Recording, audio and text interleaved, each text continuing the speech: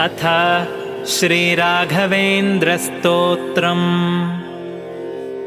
श्रीपूर्णबोधगुरुतीर्थपयोब्धिपारा कामारिमाक्षविषमाक्षशिरस्पृशन्ती पूर्वोत्तरामिततरङ्गचरत्सु हंसा देवालिसेवितपराङ्घ्रिपयोजलग्ना जीवेशभेदगुणपूर्तिजगत्सु सत्त्व नीचोच्चभावमुखनक्रगणैः समेता दुर्वाद्यजापतिगिलैर्गुरुराघवेन्द्र वाग्देवता सरिदमुं विमलीकरोतु।